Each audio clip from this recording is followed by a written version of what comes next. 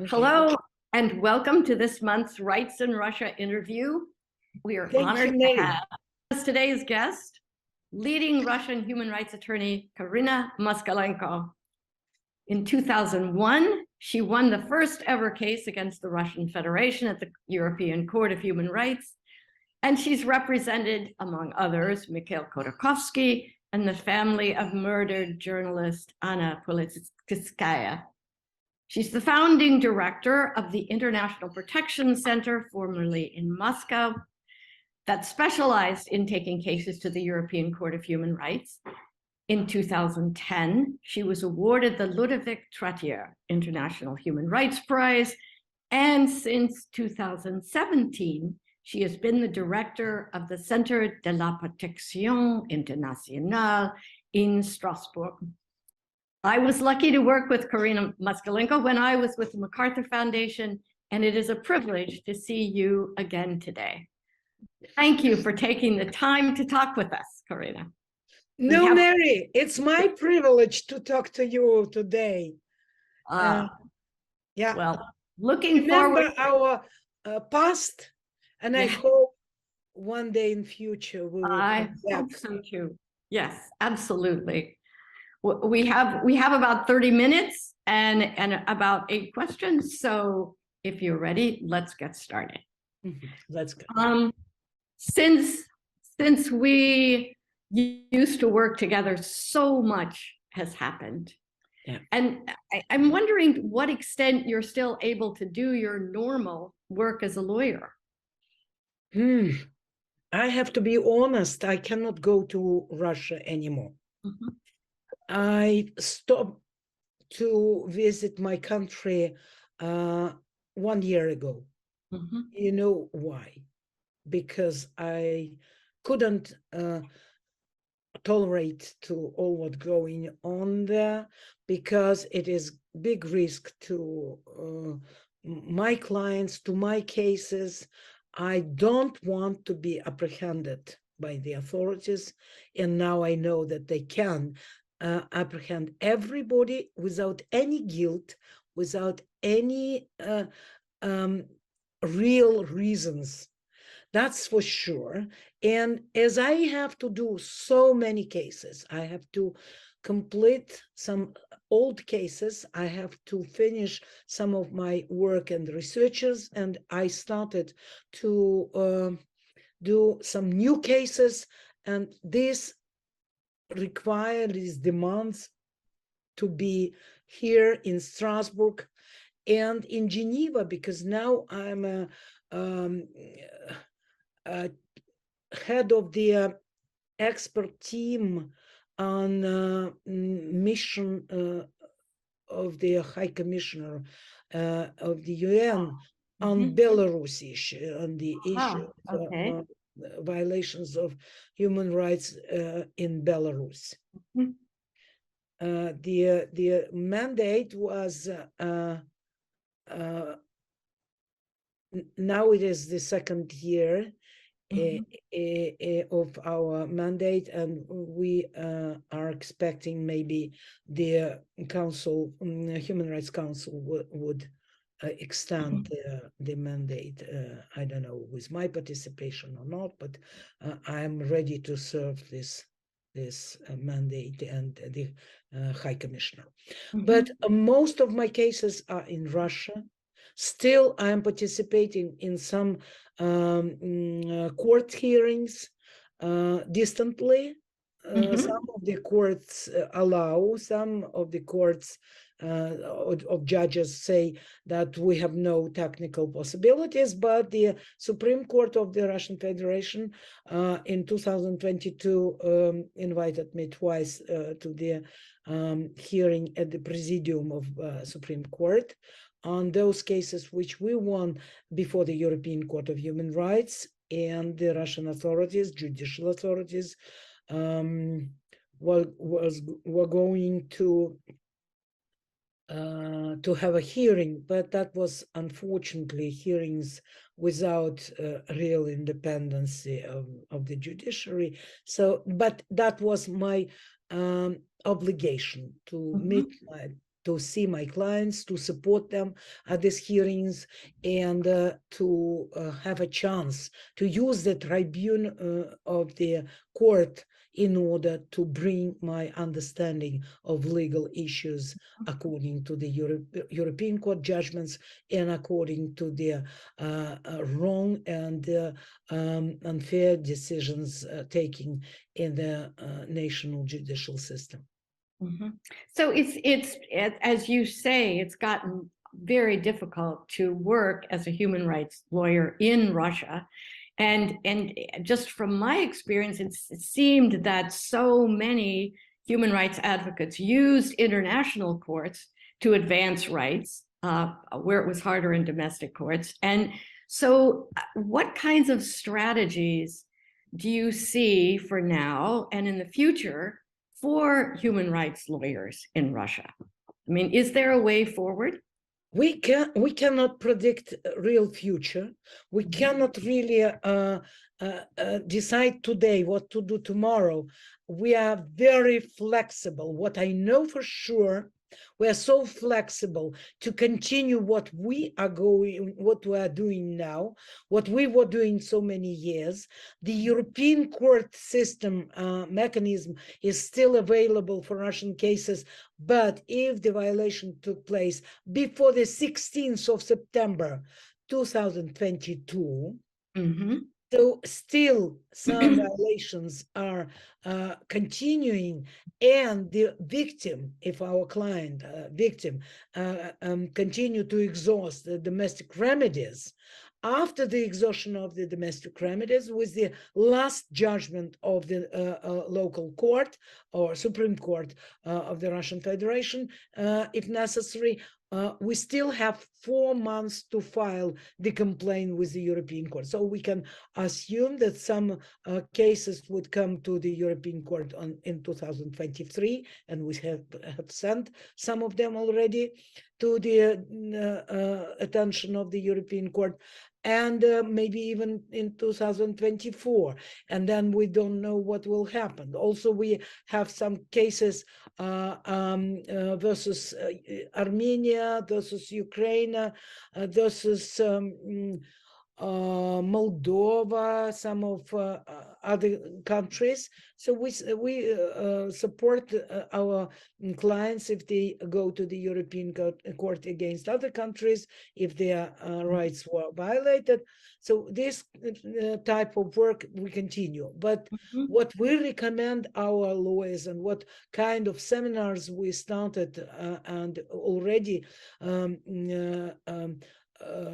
took place in Armenia, in Georgia, in Turkey, we approaching the system of the United Nations Human Rights Committee. United Nations Human Rights Committee is a quasi-judicial body, and our applicants, our victims, our clients, they can still use this mechanism for the individual complaints. And the individual complaints we have been filed for the last year, a lot of them. What we are afraid of, maybe Human Rights Committee would not be able to accept so many Russian cases. But I would say not every lawyer has understanding about how to apply this system. So that's why we are doing online and in-person seminars explaining how to use this mechanism. It is very similar to the European Court of Human Rights.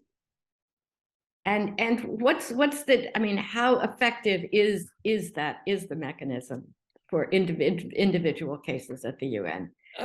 We are not still disappointed with new cases because we have no impact, real impact now. What we do have, some registered cases, some communicated cases, quite fast. I would say that at the European Court, we would wait for some months, for some years even, the case to be communicated. At the Human Rights Committee, we now have replies, we have registered cases. In 2 cases, we're already answered the questions of the committee, and now I have received one really high-profile political murder case where the committee, Human Rights Committee, gave me the opportunity to reply the second time on the arguments of the authorities, and the arguments of the authorities are very strong. If you look at them from the first view, but certainly we have something to argue, and we are going to do that in a very short time. We have registered several complaints on not only the mechanism of individual complaints, but also the special procedures. And before special procedures, we have already cases of closing of human rights organizations. We have cases on arrested people who were arrested against the law, illegally or unlawfully detained. And what we are doing, we always reply for the main thing is always to reply timely to the requests of these bodies. It works. And I would say many people say Russia doesn't care. I mean, the authorities, they don't care about anybody's interference. But look, it is a very important strategical plan. I'm very open to disclose it. If the Russian authorities say that we withdraw our participation from the European Court because Europe is not fair, European Court decisions are biased, things like that, let you demonstrate on the level of the United Nations if you are going to follow your international obligations here. And don't forget that Russia is very much care about the role of their role at the UN, especially of the member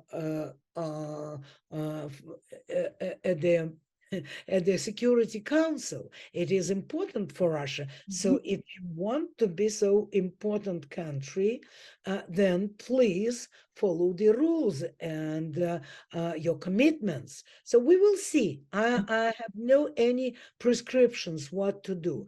I just want the authorities of my country to follow rules, obligations, commitments, and that's all. With this point, I can remain even in Russia. And I would say that those lawyers, members of our organization, who still remain and work in Russia, they are my heroes because they have a great risk. And I would have the same risk if not my public activity, my public statements, which I cannot avoid, because if I would say Russian oppositional channels or Ukrainian channels ask me to evaluate what's going on, to give my own assessment to what I think on those or that events and crimes, I cannot avoid the direct expression of my view. That would be contra everything. I mean, against everything. And so it is possible for Russian lawyers working inside Russia to use the UN mechanisms without being branded foreign agent. It's a good question, Mary. They cannot be attacked for that. We will see. I mean, the authorities know who is writing the complaints to the UN committee, because the UN committee sent these complaints to the authorities to reply. If they are going to attack these lawyers, we know how to fight against that. And when my lawyer, we have several really committed lawyer who are doing purely, I emphasize, legal work as much as I've done before many times in many cases, and I'm never afraid of the authorities. The thing is, if you are naming war as war according to new corrupt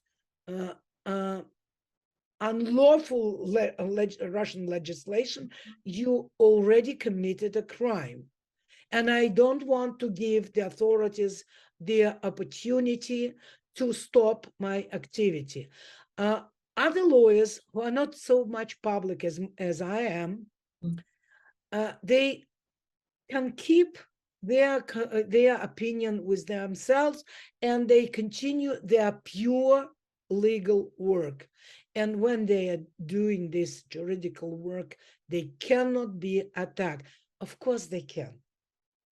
Of course, the authorities can do that through other mechanisms, through with other pretexts.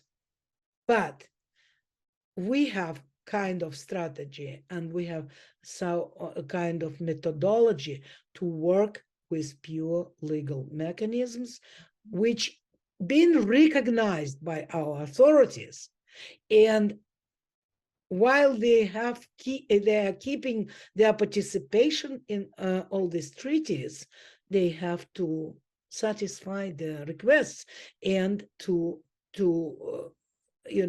their commitments have to be respected. Once they withdraw, I mean, like Belarus or Jamaica. Jamaica is a country which said, we are tired of your decisions, we don't want to implement them. The same happened with Belarus. If Russia one day, I mean, not my poor country, but the authorities of my country would say, we don't want to follow, we don't want to be a party of the treaty, let them do it openly. Then we will understand the rules of this game. But now the game is like this. They recognize, they ratify, they follow, or pretend that they follow the rules in the United Nations. We continue our work. If one day the situation will be changed, we will change our strategy. So speaking of strategies, if you look back over the past 20 years of Putin's rule, I mean, do you think this was all predictable? And were there other strategies that environmental groups, human rights groups, maybe should have followed that might have alleviated some of this disaster? Well, also not very easy question. As for me, from the very beginning, when the authorities started to oppress human rights groups, individuals who were protesting against their policy, and even earlier, when KGB person came into power, for me that was clear. I was in so many discussions with Europeans, with my American friends and colleagues, and they were saying, no, don't be so negative, don't be so, from the very beginning, I knew that KGB is KGB. And I'm sorry about those people who couldn't predict this final. I would say that it is surprisingly that we postponed, we barriered the authorities. They would be much more faster if there is no resistance from the civil society, not only from the side of human rights groups, but generally from the civil society. They wanted in 2003 to kill the free business And they started with Khodorkovsky. Were discussing this issue. I didn't even know this man because I was so far from the business. When I was first invited to this case, I couldn't realize why I have to do something, but with very first view to the documentation, to all the environment around this case, I realized that they want the most independent, the most important businessman to kill his empire and to create the full control on everything, on all business. And somebody explained me, even some of the investigators, we are so long with Khodorkovsky, all others will be made in a very short time.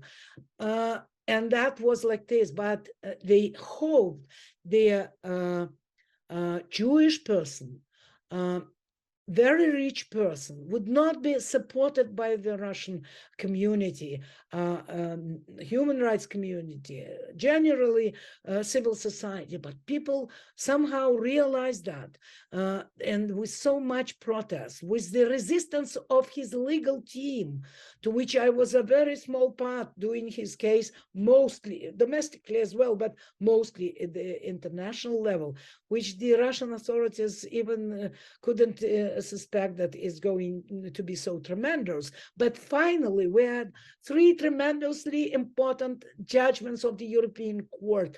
That is, everything was slowing down the intention of the authorities. Then they wanted to arrest the most outrageous journalists. They stopped Garry Kasparov. They arrested him, and next day he was already recognized the prisoner of conscience. They wanted to kill those who openly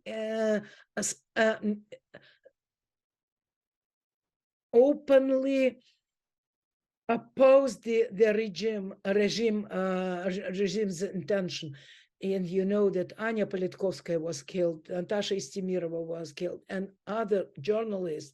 I'm sure Yuri Shikachykin was killed, and some other journalists. And in all these cases of political murder, cases were never investigated properly. And look at the judgment of the European Court on Anna Politkovskaya.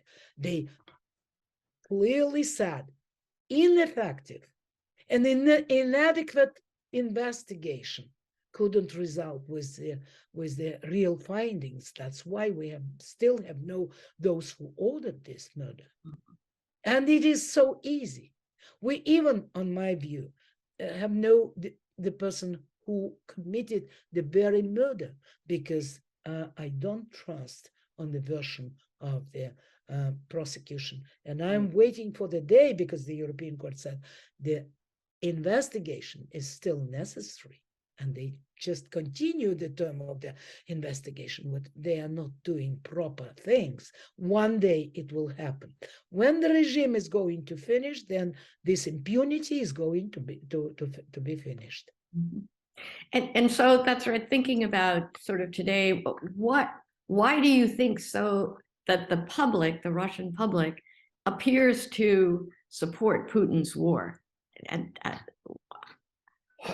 why is there so much support? Do you have a sense of that? It puzzles me. It looks like a majority. Somebody will say even vast majority support Putin. Mm-hmm. First of all, I don't think it is truth. Wait for the finish of this regime and we will see the truth. Because I don't believe in all these questionings. People were trying to resist. People were trying to demonstrate their disagreement with the actions of the authorities. And you know how cruelly they were punished arrested, incriminated with. Imagine the normal person to be incriminated with a criminal charge. It's not very easy. And may I say that majority of the population in majority of normal countries, they normally trust their government. The same with my people. They are blind because they are misled. And I would do whatever possible to discover the truth for these people, because I remember how I was in my early age, misled by the authorities. I was blind myself. And some of the sympathy and some of caring about these people, I still keep in my heart, because of course, it is unacceptable when you are explaining people, look, our authorities violated the international law. They broken the border. They invaded in the independent country. And when you listen in reply, there is no such a nation, there is no such a language, I realized that this is brainwash, and this propaganda, and those propagandists, they have to be responsible what way they did with my country, with my people. Unfortunately, at the time when it is possible to resist to the regime, and some of my colleagues were suffering in prisons, suffering after their relatives were suffering after their killings, the Western world had not ever accepted that as a disaster. They couldn't predict this result. We could because we knew these authorities by their handwriting. I could realize many things because I remember 70s, 80s, early 80s, but 70s mostly.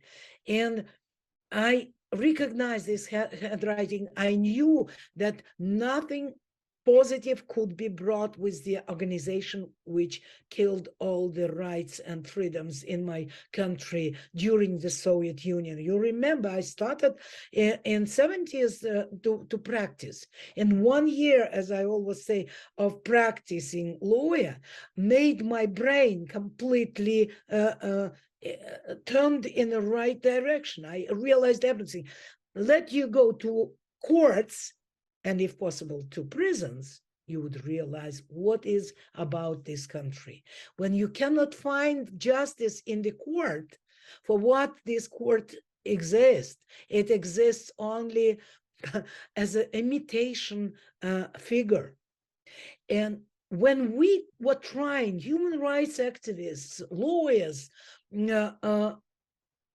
journalists, when we were trying to explain to Western people that don't support this regime, stop them before it become too late, that I remember how I was discussing that with all my friends, they were not doing proper things.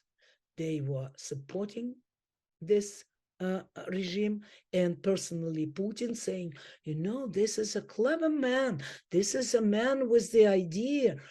I was quite surprised that when with some of my friends, we were shouting on each other, but they couldn't listen to me. But look at the European Court. You know how much I appreciate this procedure, this mechanism. It brought a lot of things. When my country would be restored in their previous condition, we would always use the precedents created during all these 20 years with the European Court, because that was brilliant decisions just to follow. But these authorities, they had no intention, especially after 2012, 2014 especially, and all last years, they were not going to implement judgments. And the Committee of Ministers, which checked about the implementation, and they could see non-implementation, that they can be much more persuasive. If so, we could prevent something if we start in 2012, let's say, when all these visible things were already clear to every lawyer, and not only the lawyer. And some of the cases, the most important, about the elections, corruption during the elections, which we won actually. Some very remarkable cases on the demonstrations, impossibility to express the view, the point of view, the opinion. Those judgments we were waited for 8, 10, 15 years. Can you imagine? For what?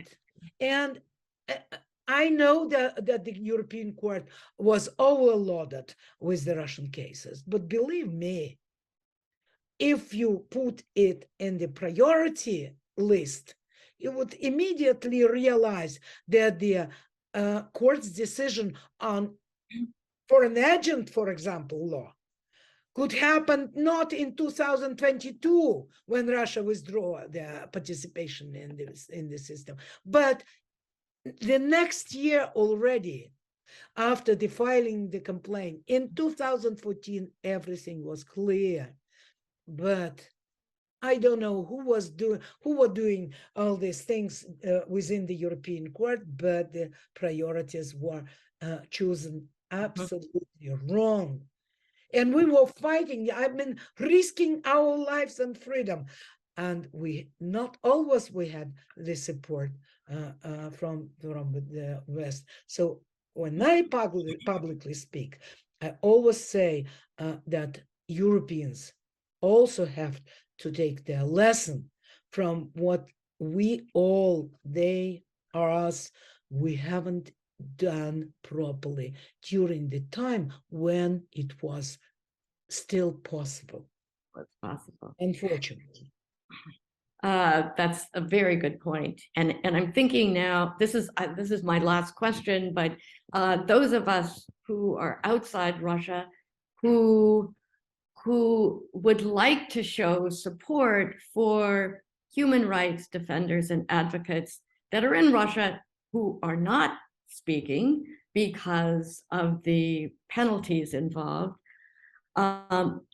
So but continue their activity. But they continue their activity. They are not speaking openly about the war, but they continue their human rights activity. And so, but to get, how do we convey support? Those of us who are outside Russia, how do we convey support for those people without endangering them, without making it difficult for them to do their work, essentially?